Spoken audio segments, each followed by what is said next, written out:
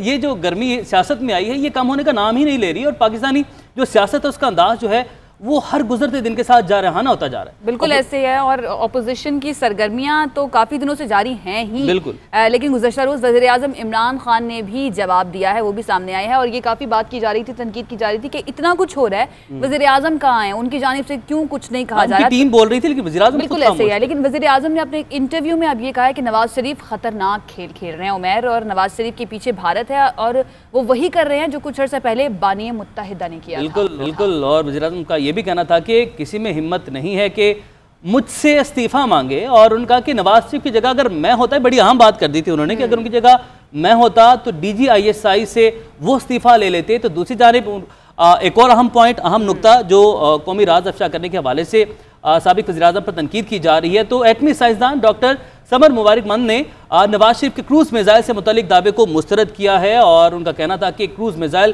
Reverse engineering کے ذریعے نہیں بنایا گیا، تو نواز شریف کی جانب سے مبینہ طور پر اپنے حلف کی پاسداری نہ کرنے اور اہم قومی رازوں کا افشا کرنے پر بھی سابق وزیر اعظم کو شدید تنقید کا سامنا ہے۔ بالکل ایسے ہی ہے، اس تمام تر صورتحال پر ہمیں بات کرنی ہے، اور بڑے اہم پوائنٹس جو ہیں وہ کل سے اٹھائے جا رہے ہیں۔ جب ایک سابق وزیر اعظم جو 3 مرتبہ وزیر اعظم ملک کا رہ چکا ہو، اس پر جب غداری کی جو ہے کی جانے لگے تو پھر سوالیہ نشان لگ جاتا ہے، اور بڑی تشویشناک بات ہے۔ اس پر بات کرتے ہیں، جنرل ریٹائرڈ اعجاز اوان صاحب ہمارے ساتھ لائن پر موجود ہیں۔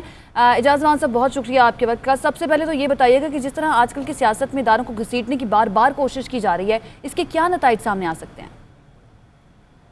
نتائج تو جو بھی ہوں گے، پہلی بات یہ ہے کہ اس وقت پی ایم ایل این کی leadership Nawaz Sharif and family extreme frustration کا شکار ہیں، کیونکہ وہ جو توقعات وابستہ کر رہے تھے اور جس کے لیے وہ کوشش کر رہے تھے اور جس کے ذریعے وہ خفیہ ملاقاتیں آرمی لیڈرشپ سے کر کے کوشش کر رہے تھے ریلیف لینے کی، وہ تمام امیدیں ان کی ختم ہو گئی ہیں، کیونکہ پاکستان آرمی نے سیاست میں نان انٹرفیرنس کا فیصلہ کیا ہوا ہے، اور وہ ان کو جواب ملا زبیر صاحب کی وساطت سے کہ جو مقدمات ہیں ان کا فیصلہ عدالتیں کریں گی، اور سیاسی مسائل کا حل حکومت وقت کے ساتھ کریں اور پارلیمان میں کریں۔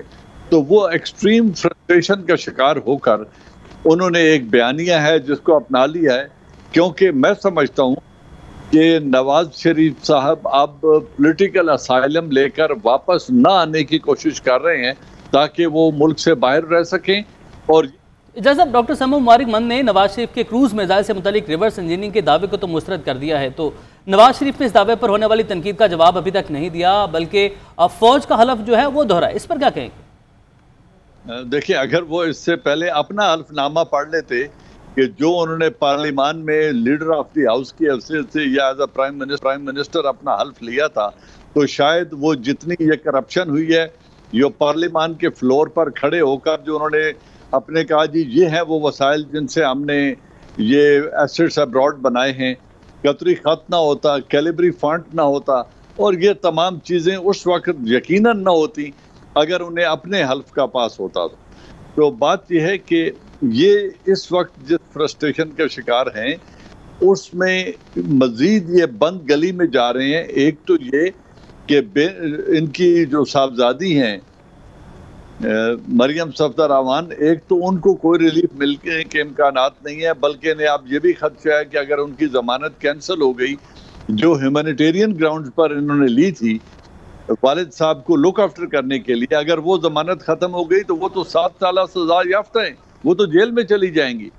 تو یہ اس سارے فرسٹریشن کی وجہ سے وہ چاہتے ہیں کہ کولیجن کا راستہ اختیار کیا جائے، غریب لوگوں کو سڑکوں پہ لایا جائے، کیونکہ ان کی فیملی محفوظ، ان کے ایسٹس محفوظ، ان کے بیٹے اور ان کے آنے والی نسلیں برٹش نیشنلٹی لے کر وہ برطانیہ میں بیٹھے ہیں، تو اب یہ چاہتے ہیں کہ غریب مزدور کا بیٹا سڑک پہ آئے اور وہ مظاہرے کرے تاکہ یہ واپس اقتدار میں آ سکیں، لیکن مجھے ایسی امید نہیں ہے، ایسا ہونے جا نہیں رہا ہے۔ اعجاز اوان صاحب ہمارے ساتھ موجود ہے، بہت شکریہ آپ کا۔ اور عمیر، اور بھی بہت سارے لوگ اس پر تبصرے بھی کر رہے ہیں، تنقید بھی کر رہے ہیں، اور اعجاز زمان صاحب بھی یہی کہہ رہے تھے کہ سابق وزیر اعظم نواز شریف صاحب اور ان کی بیٹی بہت زیادہ فرسٹریشن کا شکار ہو گئے، جس کی وجہ سے اب اداروں کو بھی انوالو کیا جا رہا ہے. لیکن لگتا ہے کہ صرف وہی فرسٹریشن کا شکار نہیں ہے، بلکہ ان کی اپنی پارٹی کے کچھ ایم پی اے جو ہیں وہ بھی کافی فرسٹریشن کا شکار ہو گئے ہیں، اور انہوں نے وزیر اعلیٰ پنجاب سے ملاقات کیا، جس کے بعد نون لیگ نے یہ فیصلہ کیا ہے کہ جن 5 ایم پی ایز نے ملاقات کی ہے وزیر اعلیٰ پنجاب سے، ان کو پارٹی سے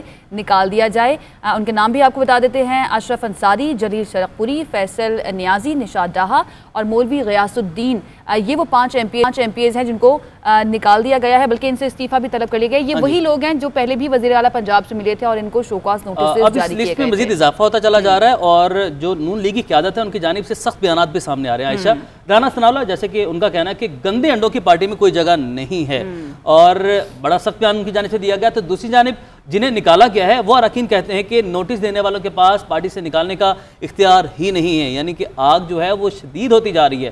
اور انہوں نے یہ بھی کہا کہ کس قانون میں لکھا ہے کہ اپنے وزیر اعلیٰ سے نہیں ملا جا سکتا. نون لیگ اراکین کا مستقبل کیا ہوگا؟ کیا پنجاب میں نون لیگ تقسیم کا شکار ہونے جا رہی ہے؟ اور قانونی طور پر ایم پی ایز کی جو حیثیت ہے اس پر وہ کیا حیثیت ہوگی؟ تو اس پر جو ہے ہم جو نشاد ڈاہا ہیں، باغی اراکین ہیں، ان سے بھی بات کریں گے، جلیل شرقپوری صاحب سے بات کریں گے. لیکن سب سے پہلے وزیر اطلاعات پنجاب فیاض الحسن چوہان صاحب ہمارے ساتھ موجود ہیں. چوہان صاحب بہت شکریہ آپ کے وقت کے لیے. چوہان صاحب، ہمیشہ سے جو کہا جاتا ہے، آپ بھی کہہ رہے ہیں کہ نون لیگ اب جو ہے وہ جو نون میں سے شین نکل جائے گا، لیکن ہم یہ دیکھ رہے ہیں نون میں سے شین پتہ نہیں نکلے یا نہ نکلے یا کب نکلے، دیگر جو اراکین ہیں وہ نکلتے جا رہے ہیں. بسم اللہ الرحمن الرحیم. سب سے پہلے تو آپ نے وہ جس صاحب بہادر کو کہا نا کہ گندے انڈوں کی جو ہے نا ہماری پارٹی میں کوئی جگہ نہیں ہے، میں قربان جاؤں اور صدقے جاؤں جو ہے نا اس اچھے انڈے پہ اور اس صاف انڈے پہ جو دوسروں کو گندا انڈا کہہ رہا ہے. اس صاف انڈوں کی شکلیں دیکھیں، ان کی بوتھیاں دیکھیں جو ہے نا، ان سے جناب ریاست سے نفرت کی بو آتی ہے، ان سے عدالتی اداروں اور ریاستی اداروں سے نفرت کی بدبو آتی ہے، اور یہ دوسروں کو کہتے ہیں گندے انڈے. اور دوسری چیز میں آپ کے سامنے کلیئر کٹ رکھ دوں، آئین کی دفعہ 62 63 کے آرٹیکل کے مطابق ڈیفیکشن کلاس جو ہے، جو آپ کے پارلیمنٹیرین کے اوپر لاگو ہوتی ہے، اس میں صرف اور صرف جب آپ وزیر اعظم، وزیر اعلیٰ، اسپیکر اور بجٹ کی جناب فنانس بل کی منظوری کے حوالے سے اگر آپ ووٹ نہیں دیتے تو تب آپ کے اوپر ڈیفیکشن کلاس آتی ہے. ادروائز آپ پارٹی کے اختلاف کریں، یہ کہتے ہیں جی ہم جمہوری پارٹی ہیں، سواگا جمہوری پارٹی ہیں. یہ 2 بندوں نے جناب پاکستان کی محبت میں 5 بندوں نے بیان دیا کہ ہمیں سب سے پہلے پاکستان عزیز ہے، بعد میں پارٹی ہے، اور ہمارا لیڈر اینٹی پاکستان، اینٹی ریاست، اینٹی فوج اور اینٹی عدالت جو ہے وہ جو سٹینس اختیار کر رہا ہے وہ مودی کا اور غورف آریہ کا اور اجیت دیول کا، ہم اس کو نہیں مانتے. تو ان کے اندر رتی برابر بھی صبر نہیں ہوا. ہماری پارٹی کے اندر آپ دیکھتے ہیں کئی منسٹر بھی ہیں جو اکثر جو ہے اسٹیٹمنٹ دیتے رہتے ہیں جناب پارٹی پالیسی کے حوالے سے، لیکن کبھی ان کے خلاف اس طرح ایکشن نہیں ہوا. لیکن فردوس شمیم نقوی صاحب سے بھی استعفیٰ مانگ لیا گیا تھا نا، انہوں نے وزیر اعظم پر تنقید کی تھی، جو وفاقی وزیر توانائی ان پر تنقید کی تھی، تو اس پر بھی کافی تنقید کی جا رہی تھی. آپ اپنی انفارمیشن ٹھیک کر لیں جناب والا، انہوں نے استعفیٰ خود دیا تھا، ان سے استعفیٰ لیا نہیں گیا تھا، ٹھیک ہے نا، انہوں نے خود استعفیٰ دیا تھا. ان سے ایکسپلینیشن مانگی گئی تھی، جس کے بعد ان سے استعفیٰ طلب بھی کیا گیا تھا فیاض الحسن چوہان صاحب، جس کے بعد وہ گئے تھے گورنر سندھ کے پاس اور ان کو جا کے استعفیٰ پیش کیا تھا اپنا. انہوں نے خود استعفیٰ دیا تھا. لیکن اب جس ٹاپک کے اوپر ہم بات کر رہے ہیں، یہاں پر جتنے ان کے ایم این اے، ایم پی اور سینیٹر ہیں، میں تو پچھلے کئی ماہ سے کہہ رہا ہوں 50 ایم پی اے ہیں اور 50 ایم این اے اور سینیٹر ہیں کہ جو ان سے متنفر ہو چکے ہیں. اور آپ نے کہا نا نون لیگ شین لیگ، میں کچھ اور کہتا ہوں، نون لیگ باہر، شین لیگ اندر، اور میم لیگ جناب کھلا میدان سنجیاں ہو جن گلیاں وچ مرزا یار نچے. اور میم لیگ کا جو اتالیق اور انسٹرکٹر ہے وہ ہے محمود خان اچکزئی اور پرویز رشید، دونوں جماندرو پاکستان کے حوالے سے، نظریہ پاکستان کے حوالے سے، فوج کے حوالے سے، عدالتوں کے حوالے سے، ایتھکس کے حوالے سے، مورالٹی کے حوالے سے وہ اینٹی ہیں. اب وہ میم لیگ کی ٹریننگ کر رہے ہیں، میم لیگ کے ساتھ بیٹھے ہوتے ہیں پریس کانفرنس میں. شین لیگ اندر ہے، کوئی شہباز شریف صاحب کا نہیں پتا، کوئی حمزہ شہباز صاحب کا نہیں پتا. اور الیکشن کمیشن کے اندر جو پارٹی رجسٹرڈ ہے، جس کے تحت انہوں نے الیکشن لڑا 2018 کا، اس میں صدر شہباز شریف صاحب ہے. کسی بیگم صفدر اوان کا، کسی سلطان مفرور الدین ارطغرل جو باہر بیٹھے ہوئے ہیں، ان کا کوئی جو ہے وہ لینا دینا نہیں ہے پارٹی کی صدارت کے حوالے سے، پارٹی کی لیڈرشپ کے حوالے سے، الیکشن کمیشن اور آئین کے مطابق. تو یہاں تو صدر کا پتہ ہی نہیں ہے صدر کیا کر رہا ہے کیا نہیں کر رہا، بیچارے کو وہ اندر ہے، باہر میم لیگ کھلا کھیل رہی ہے. ٹھیک ہے، میم لیگ کھلا کھیل رہی ہے. سر یہ بھی کہے گا کہ نون لیگ کے جن اراکین اسمبلی نے واپس اسی پوائنٹ پر آتے ہیں کہ وزیر اعلیٰ پنجاب سے جو ملاقات ہوئی ہے تو کیا انہیں بلدیاتی انتخابات میں جو ٹکٹس کی تقسیم کے وقت مشاورت کی کوئی یقین دہانی کروائی گئی ہے؟ دیکھیں ہم نے کوئی ایسی یقین دہانی کوئی نہیں کروائی، وہ اپنے ترقیاتی کاموں کے حوالے سے، اور یہ کس آئین کے اندر لکھا ہوا ہے، اسمبلی کے رولز اینڈ پروسیجرز اٹھا کے دکھا دیں، آئین کی کتابیں مجھے اٹھا کے دکھا دیں، پولیٹیکل پارٹیز ایکٹ مجھے اٹھا کے دکھا دیں جس کے اندر یہ لکھا ہو کہ منتخب ایم این اے اور ایم پی اے اور سینیٹر وزیر اعلیٰ اور وزیر اعظم سے ملاقات نہیں کر سکتا، اپنے حلقے کی بات نہیں کر سکتا، اپنے حلقے کی عوام کی بہتری کے لیے کوئی ملاقات نہیں کر سکتا. انہوں نے اپنے حلقے کے ترقیاتی کاموں کے حوالے سے اور حلقوں کے مسائل کے حوالے سے جو ان کی عوام کو ہے وہ اس حوالے سے ملتے ہیں. اب انہوں نے جان کے اڈا پھڈا لگا لیا، ان کا بغض، اناد اور کینہ، اپنی فرسٹریشن، اپنا ڈپریشن، اپنا کمپلیکس جو پاکستان کے خلاف، ریاستی اداروں کے خلاف، اور ان کی سیاست ختم ہو چکی ہے. یہ میم لیگ اور نون لیگ کا تو بالکل کاٹا، اور شین لیگ بھی جناب نااہل ہونے لگی ہے. پیچھے آپ پتہ نہیں کوئی خلیفہ لائیں گے. پہلے وہ ان کے جناب نواز شریف صاحب جو ہے وہ تاحیات اور واحیات نااہل ہوئے، انہیں قائد بنا دیا. شہباز شریف صاحب اندر گئے، انہیں امام بنا دیا. اب پتہ نہیں جناب کیپٹن صفدر صاحب ابھی اندر ہوں گے تو ان کو خلیفہ بنا دیں گے. تو یہ کوئی اس طرح کی کہانی اس پارٹی کے اندر چلتی رہے گی. اچھا، مریم نواز صاحبہ جو ہیں انہوں نے بھی ایک بات کی ہے، اس کی بھی بات کر لیتے ہیں. وہ کہتے ہیں کہ ان پر کوئی مقدمہ نہیں ہے، لیکن پنجاب حکومت نے ان پر دہشت گردی کا مقدمہ درج کر رکھا ہے. تو سوال یہ کہ کیا حکومت انہیں گرفتار کرنے کا ارادہ رکھتی ہے، کیونکھ بار بار وہ اشارے دے رہی ہیں کہ مجھے گرفتار کیا جا سکتا ہے، گرفتار کیا جا سکتا ہے. ایک چیز تو آپ قانونی طور پر سمجھ جائیں، پاکستان کی عوام بھی، وہ سزا یافتہ مجرم ہے. سپریم کورٹ سے سزا یافتہ مجرم وہ ضمانت پہ باہر ہے. ضمانت پہ باہر آئی ہیں وہ صرف اس پلی پہ کہ میں اپنے والد محترم کی تمیداری کرنی ہے، اور ان کے پاس کوئی میل فیمیل جو ہے وہ لک آفٹر کرنے والا اٹینڈنٹ نہیں ہے. اب وہ تو چلے گئے باہر.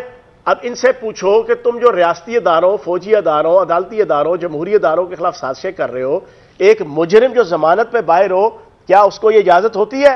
مجھے دنیا کے کسی ملک کی ایگزامپل نکال کے بتا دیں کہ مجرم باہر آ کے یا ملک سے باہر جا کے جاؤ ریاستی اداروں اور ریاست کے خلاف جو ہے وہ باتیں کرے. تو ان کے خلاف پہلی بات تو یہ، اسی پہ ہی میں نے کل مطالبہ کیا ہے کہ ان کو فوری طور پہ دوبارہ گرفتار کیا جائے، عدالتیں ان کی ضمانت کینسل کریں. دوسرا یہ جو کہتی ہے پرچہ دہشت گردی کا، ان سے پوچھو کہ نیب کے دفتر کے اوپر، آپ مجھے دونوں نیوز اینکر ہیں، سارا دن آپ جناب کوریج دیتے ہیں، جب دو گروہ اکٹھے ہوتے ہیں تو ان کے درمیان جھگڑا ہوتا ہے، پتھراؤ ہوگا، گولیاں چلیں گی، لاٹھیاں چلیں گی، کوئی زخمی دونوں طرف سے ہوتا ہے تو پتہ چلتا ہے جی دونوں طرف کا قصور ہے.